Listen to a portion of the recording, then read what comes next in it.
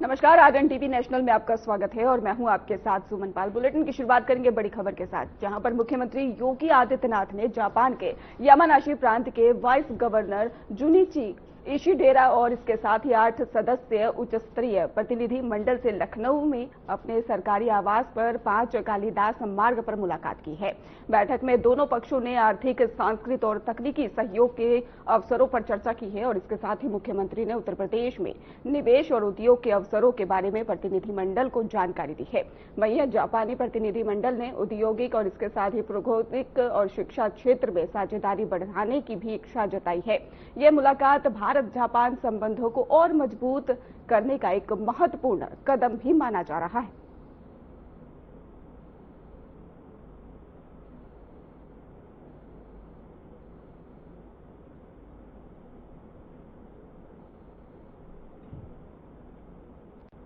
माघ मेला 2026 के पावन अवसर पर श्रद्धालुओं ने त्रिवेणी संगम में जय एकादशी के दिन ही पवित्र स्नान किया है। हजारों भक्तों ने संगम तट पर पहुंचकर धार्मिक अनुष्ठान किए और आस्था का आनंद लिया।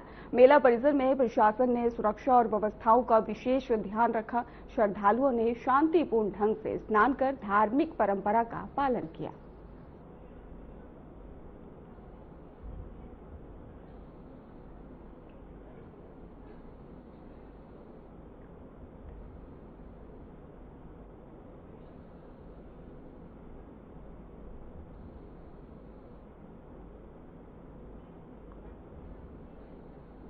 महाराष्ट्र के बारामती में हुए विमान हादसे में जौनपुर के भैंसा गांव की फ्लाइट अटेंडेंट पिंकी माली की मौत हो गई है। हादसे की खबर मिलते ही उनके मृतक गांव में शोक की लहर दौड़ गई है। पिंकी का जन्म मुंबई में हुआ था और उनका पूरा परिवार वर्तमान में मुंबई में रहता है। उनके पिता शिव कुमार माली शिवसेना नेता हैं और इसके साथ ही 2 महीने पहले पिंकी अपने मृतक गांव जौनपुर आई थी और पिंकी की शादी 2022 में सुनीकर सैनी से हुई थी। उनके निधन से परिवार और गांव में गहरा दुख छा गया है।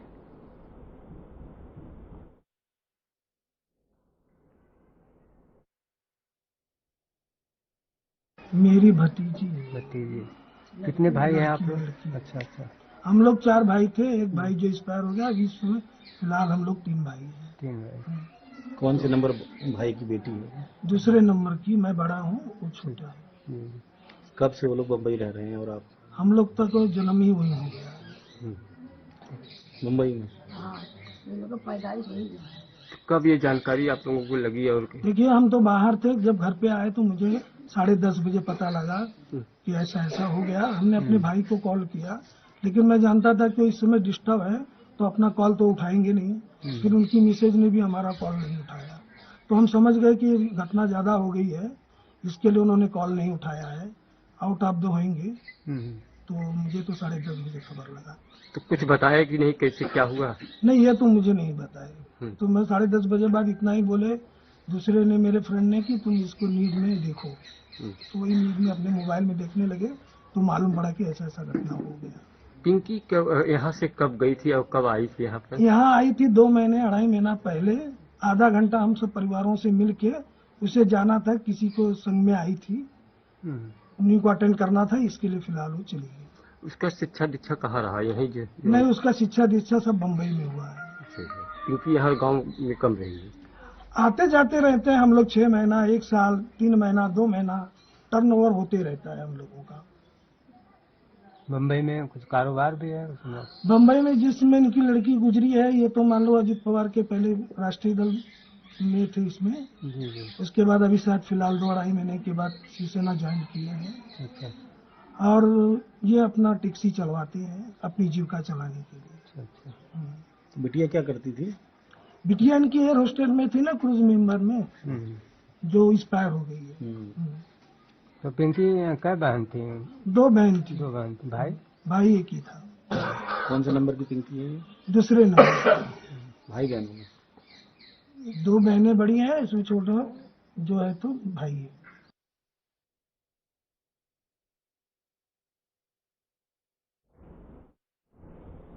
एक और अपडेट देते हैं आपको लखनऊ से, जहां पर आतंकी फैजान से पूछताछ करेगी एटीएस। ये बड़ी जानकारी सामने आ रही है लखनऊ से और इसके साथ ही फैजान के यूपी कनेक्शन पर होगी पूछताछ और मूल रूप से ही रामपुर का रहने वाला है फैजान। फैजान को नवसारी से किया गया है गिरफ्तार। तो बड़ी जानकारी सामने आ रही है, जहां पर फैजान को नवसारी से गिरफ्तार किया गया। पिस्टल और 6 कारतूस आपत्तिजनक सामग्री भी बरामद की गई है। तो लखनऊ से बड़ी अपडेट, जहां पर Uttar Pradesh anti terrorist squad यानी कि यूपी एटीएस की टीम अहमदाबाद रवाना हुई है और टीम का उद्देश्य आतंकी फैजान से यूपी में उसके कनेक्शन और संभावित आतंक गतिविधियों के बारे में पूछताछ करना भी बताया जा रहा है। जानकारी के अनुसार ये भी बताया गया कि फैजान मूल रूप से ही रामपुर का रहने वाला है और उसे नवसारी से गिरफ्तार किया गया था। गिरफ्तारी के समय उसके पास पिस्टल और 6 कारतूस और आपत्तिजनक सामग्री भी बताई जा रही है मिली है। और इसके साथ ही आपको बता दें, यूपी एटीएस फैजान से पूछताछ, उसके नेटवर्क और आतंकी योजनाओं का भी पता लगाया जाएगा। तो आतंकी फैजान से पूछताछ करेगी एटीएस। बड़ी अपडेट सामने आ रही है लखनऊ से, जहां पर उत्तर प्रदेश एटीएस की टीम अहमदाबाद रवाना हुई है और इसके साथ ही आपको बता दें कि टीम का उद्देश्य आतंकी फैजान से यूपी में उसके कनेक्शन और संभावित आतंक गतिविधियों के बारे में पूछताछ करना है। जानकारी के अनुसार फैजान मूल रूप से रामपुर का रहने वाला है और उसे नवसारी से गिरफ्तार किया गया था। गिरफ्तार के समय ही उसके पास से पिस्टल और 6 कारतूस आपत्तिजनक सामग्री भी मिली थी।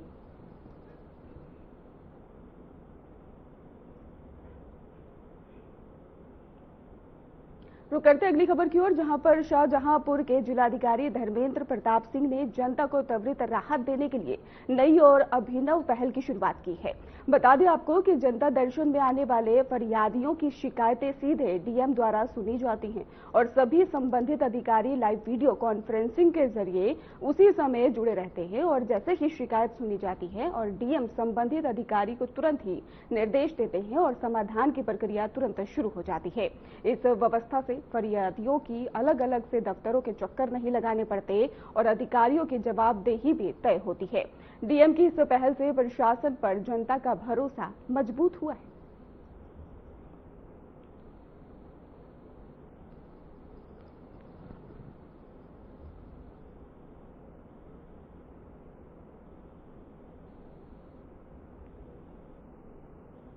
हाल ही में हुई युवराज की मौत के बाद प्रशासन ने सड़क सुरक्षा को लेकर बड़ा कदम उठाया है। डीएम के आदेश पर रहने के बताया जा रहा है। पहले चरण के सर्वे में 150 डेंजर पॉइंट्स को चिन्हित किए गए हैं और सर्वे में इसके साथ ही और ये भी जानकारी सामने आई कि जीडीए, निगम और आवास विकास और पीडब्ल्यूडी ने हिस्सा लिया है।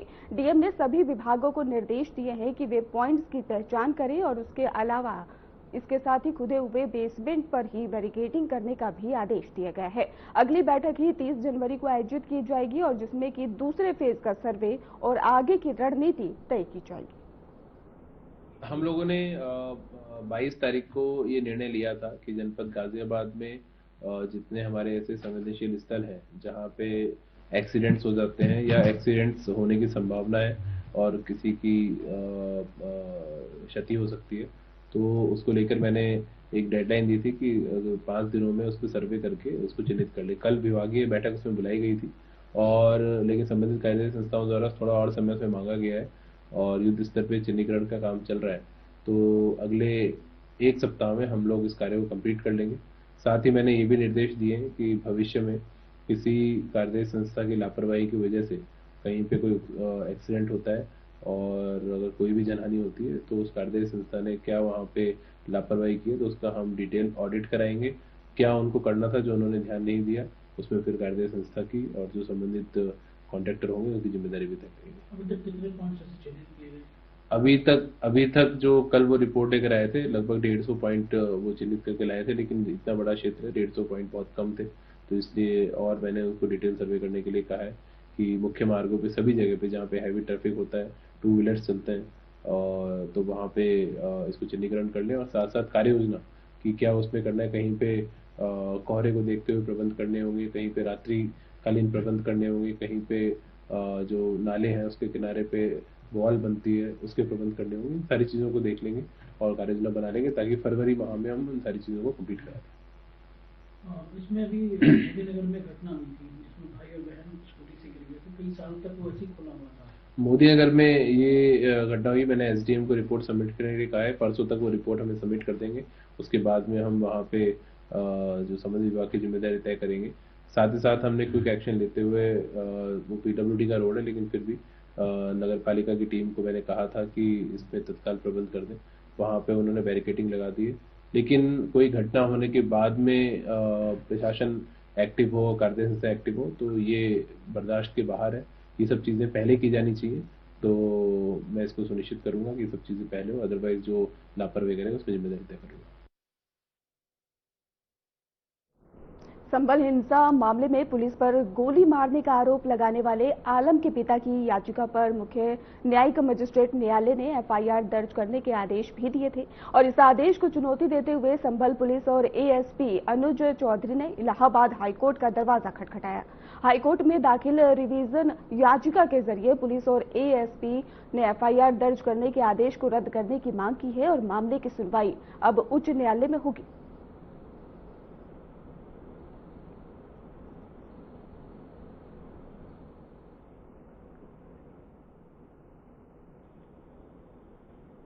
यूजीसी के हालिया फैसले के विरोध में बुधवार को ही देवरिया के सुभाष चौक पर स्वर्ण समाज के लोगों ने जोरदार प्रदर्शन किया। आपको बता दें कि यूजीसी के निर्णय को स्वर्ण समाज के अधिकारी पर हमला बताया और बड़ी संख्या में हुए प्रदर्शन के कारण ही कुछ समय के लिए यातायात प्रभावित रहा। पुलिस बल मौके पर तैनात रहे और हालात पर लगातार नजर रखी गई।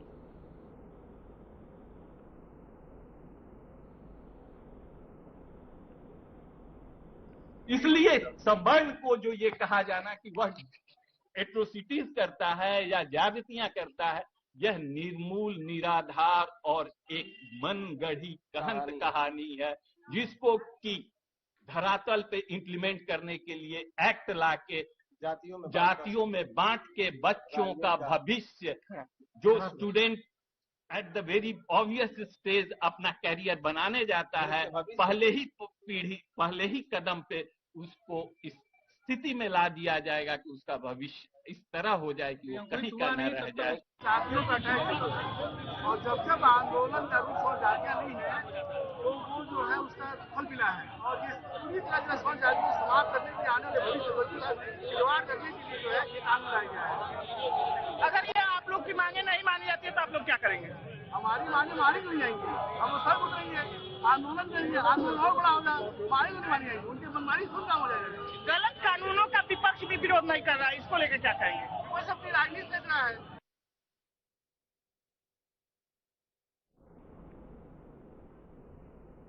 यूजीसी के नए प्रावधानों को लेकर मचे विवाद के बीच में पूर्व बीजेपी सांसद बृजभूषण शरण सिंह ने भी कानून बनाने वालों पर बड़ा प्रहार जो है वो कर दिया है। आपको बता दें, उन्होंने कहा है कि बिल एक तरफा है और समाज को बांटने वाला है और इसे तुरंत ही वापस लिया जाना चाहिए। और इसके साथ ही उन्होंने पूर्व सांसद ने जोर देकर कहा कि ये केवल स्वर्ण समाज की पीड़ा नहीं है बल्कि सर्व समाज की समस्या है। और इसके साथ ही उन्होंने सरकार से अपील की है कि ग्रामीण जीवन और आम बच्चों की परिस्थितियों को समझकर ही कानून बनाना चाहिए।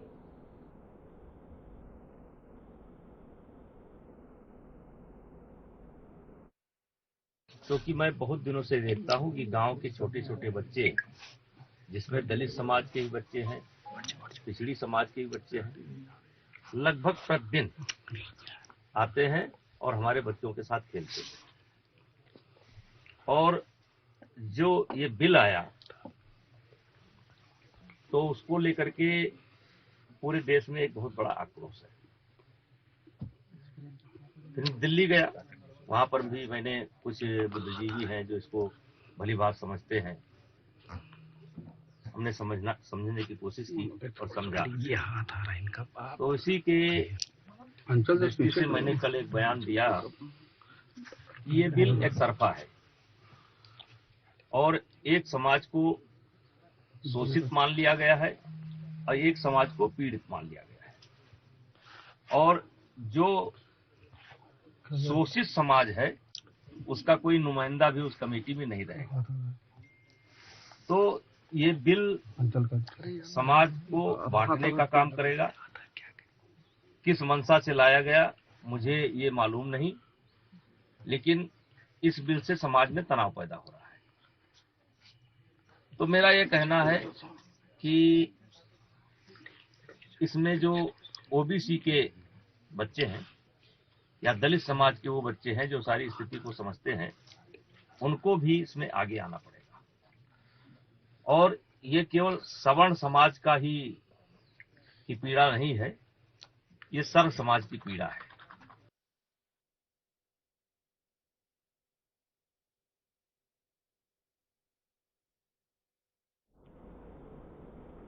अखिल भारतीय क्षत्रिय महासभा युवा ने गाजीपुर कलेक्ट्रेट के सामने यूजीसी रेगुलेशंस 2026 के प्रभावों पर प्रदर्शन किया है और ज्ञापन सौंपा। ये कार्यक्रम संगठन के युवा जिला अध्यक्ष राजकुमार सिंह के नेतृत्व में आयोजित किया गया। ज्ञापन के माध्यम से संगठन ने सरकार और राष्ट्रपति के समक्ष सुझाव प्रस्तुत किए और सभी वर्गों के छात्रों के लिए समान अवसर और संवैधानिक अधिकारों की सुरक्षा पर ध्यान आकर्षित किया। तो आपको बता दें कि ज्ञापन सौंपा गया है, जहां पर अखिल भारतीय क्षत्रिय महासभा युवा ने गाजीपुर कलेक्ट्रेट के सामने यूजीसी रेगुलेशंस 2026 के प्रभावों पर प्रदर्शन किया और ज्ञापन सौंपा।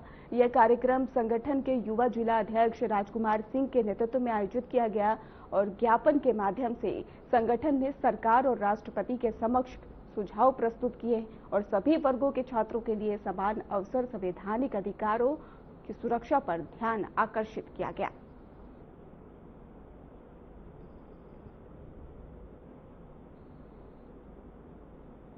मेरा नाम निमेश पांडे है। मैं पूर्व जिला उपाध्यक्ष रहा हूँ भाजपा किसान मोर्चा और छात्र नेता भी रहा हूँ यहाँ। निमेश जी, आज आप लोगों ने जो प्रदर्शन किया है यूजीसी को लेकर, क्या कहेंगे? आज हमारे प्रदर्शन में क्षत्रिय महासभा के जिला अध्यक्ष थे, कायस्थ महासभा के जिला अध्यक्ष थे, ब्राह्मण महासभा के जिला अध्यक्ष थे और छात्र नेताओं की तरफ से शिवम उपाध्याय जी थे और हम लोग सारे लोगों ने मिलकर यूजीसी कानून पर पत्रक दिया है मुख्यमंत्री जिलाधिकारी महोदय के द्वारा राष्ट्रपति, उपराष्ट्रपति और प्रधानमंत्री जी को। क्या मांगे हैं? मांगे हमारी यह है कि जो ये काला कानून है जिसमें जन्म से ही सवर्ण को दोषी बनाया गया है, इसको वापस लिया जाए। इसकी कमेटी में सवर्ण प्रोफेसरों को भी शामिल किया जाए और उसके बाद ये भी क्लियर किया जाए कि अगर मुकदमा करने वाला जो आरोप लगाता है, अगर वो फर्जी साबित होता है तो उस पर क्या कार्रवाई होगी, उस पर भी जुर्माना लगाया जाए। तीसरी चीज ये भी क्लियर हो कि किन शब्दों के द्वारा भावनाएं आहत होंगी या वो दुखी होंगे जो पीड़ित, और ओबीसी को उसमें रख दिया गया है। तो क्या जिन शब्दों का सवर्ण प्रयोग करेगा जिससे जनरल ओबीसी या एससी एसटी की भावनाएं आहत होंगी, क्या वही शब्द यादव कुशवाहा को कहेगा तो आहत नहीं होंगी, दलित महादलित को कहेगा तो आहत नहीं होगी, आदिवासी दलित को कहेगा तो आहत नहीं होगी, कुशवाहा यादव को कहेगा तो आहत नहीं होगी, यादव कुशवाहा का कहेगा तो उन शब्दों से उनकी भावनाएं आहत नहीं होंगी।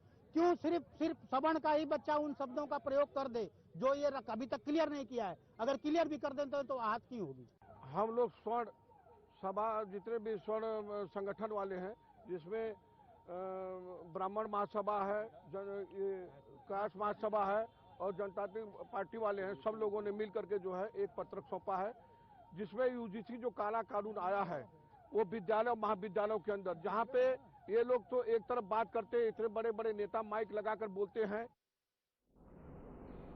योगी कैबिनेट की बैठक खत्म हो चुकी है और बैठक में उप मुख्यमंत्री ब्रजेश पाठक, कैबिनेट मंत्री स्वतंत्र देव सिंह और जयवीर सिंह, कैबिनेट मंत्री ओम प्रकाश राजभर और उप मुख्यमंत्री केशव प्रसाद मौर्य मौजूद रहे।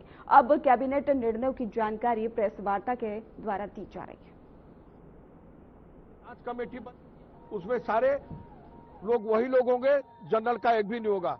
आप ये कह रहे हैं कि सबसे ज्यादा उत्पीड़न जो है इनका हुआ है। आज की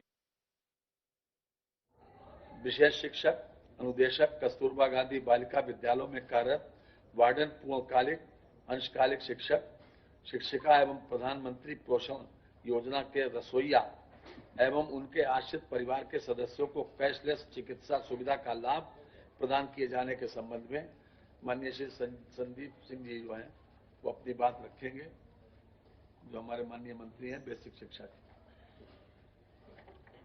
आज माननीय मंत्री परिषद के समक्ष जो माननीय मुख्यमंत्री जी की घोषणा थी कि जो शिक्षक दिवस पे माननीय मुख्यमंत्री जी ने घोषणा की थी कि समस्त शिक्षकों को जो बेसिक शिक्षा परिषद के अधीन शिक्षक हैं, जो कि 34,226 हैं। बेसिक शिक्षा विभाग के अशासकीय सहायता प्राप्त जूनियर हाई स्कूल में कार्यरत शिक्षक जो कि 13,380 हैं और बेसिक शिक्षा परिषद के अधीन स्ववित्त पोषित मान्यता प्राप्त विद्यालयों के शिक्षक, बेसिक शिक्षा परिषद के अधीन जो शिक्षक हैं, बेसिक शिक्षा विभाग के अशासकीय सहायता प्राप्त जूनियर हाई स्कूल में कार्यरत शिक्षक,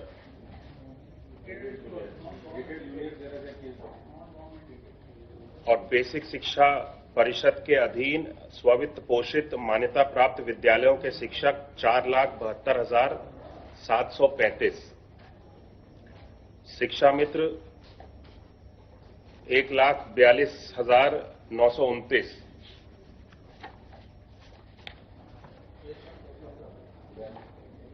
उच्च प्राथमिक विद्यालयों के अनुदेशक जो कि 24,717 हैं और कस्तूरबा गांधी बालिका विद्यालयों के वार्डन, पूर्णकालिक अंशकालिक शिक्षक और शिक्षिकाओं के लिए जो कि 7,479 और प्रधानमंत्री पोषण योजना के रसोइये 97,344 और विशेष शिक्षक जो कि CWSN शिक्षक हैं, ये ऐसे हमारे 2,581 यानी कुल मिलाकर के 11,95,391 हमारे जो प्रदेश में शिक्षक हैं, इनके लिए कैशलेस जो चिकित्सा की सुविधा, कैशलेस चिकित्सा सुविधा जो माननीय मुख्यमंत्री जी ने घोषणा की थी, इसको आज माननीय मंत्रिपरिषद के द्वारा सहमति मिली है। इसमें एक व्यवस्था ये जोड़ी गई है। टोटल शिक्षक हैं इसमें 11,95,391 और इसका जो कुल लागत है वो लागत भी आएगी इसमें 358.61 करोड़ की, 358.61 करोड़ की लागत इसके अंतर्गत आएगी। और इसमें एक व्यवस्था ये बनाई गई है, बेसिक शिक्षा परिषद के अधीन स्ववित्त पोषित मान्यता प्राप्त जो विद्यालयों के शिक्षक होंगे, इनको वेरीफाई करने के लिए एक जिला विद्यालय निरीक्षक और बेसिक शिक्षा अधिकारी जनपदों में इनकी अध्यक्षता में एक कमेटी बनाई जाएगी, जहां पे इन सभी शिक्षकों का एक बार वेरिफिकेशन कराया जाएगा। जो इन प्राइवेट स्कूल्स में परिषद के अधीन स्ववित्त पोषित जो मान्यता प्राप्त विद्यालय इनमें शिक्षक है, उसके बाद में इन लोगों को इस कैशलेस जो सुविधा है उसका लाभ मुहैया कराया जाएगा। ये प्राइवेट विद्यालय हैं जो हम लोगों से जिनको हम लोग मान्यता देते हैं, जो मैं बेसिक शिक्षा परिषद के अधीन स्ववित्त पोषित मान्यता प्राप्त विद्यालयों के शिक्षक इसमें शामिल हैं। लेकिन इनके अंदर जो भी शिक्षक होंगे, इन विद्यालयों में जो कार्यरत होंगे, उनका शिक्षकों का एक बार वेरिफिकेशन जो है वो जिला विद्यालय निरीक्षक और BSA के अध्यक्षता में एक कमेटी बनाई जाएगी। उसके बाद जब वो वेरीफाई कर देंगे कि ये शिक्षक वहां पे कार्यरत हैं, उसके बाद इन सभी शिक्षकों को उसका लाभ दिया जाएगा।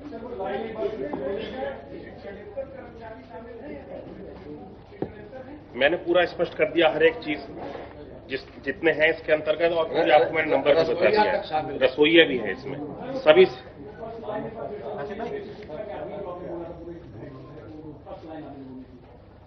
कौन सी बेसिक शिक्षा विभाग के अंतर्गत समस्त जितने भी हमारे शिक्षक हैं जो मान्यता प्राप्त हैं और एडेड विद्यालय हैं, सभी के समस्त शिक्षकों को मैं दोबारा बोल देता हूं। बेसिक शिक्षा परिषद के अधीन शिक्षक सभी, बेसिक शिक्षा विभाग के अशासकीय सहायता प्राप्त जूनियर हाई स्कूल में कार्यरत सभी शिक्षक, बेसिक शिक्षा परिषद के अधीन स्ववित्त पोषित मान्यता प्राप्त विद्यालयों के सभी शिक्षक, सभी शिक्षा मित्र, उच्च प्राथमिक विद्यालयों के सभी हमारे अनुदेशक, कस्तूरबा गांधी बालिका विद्यालयों में वार्डन, पूर्णकालिक अंशकालिक शिक्षक शिक्षिकाएं, प्रधानमंत्री पोषण योजना के सभी रसोइये और विशेष जो शिक्षक होते हैं CWSN शिक्षक, वे सभी इसके अंतर्गत सम्मिलित हैं। इनका टोटल जो योग है वो 11,95,391 है और इसके अंतर्गत जो लागत आने वाली है, जो व्यय आएगा वो 358.61 करोड़ है। कस्तूरबा गांधी बालिका विद्यालयों के वार्डन, पूर्णकालिक, अंशकालिक शिक्षक और शिक्षिकाएं। फिलहाल खास बुलेटिन में बस इतना ही। आप देखते रहिए RNTV नेशनल।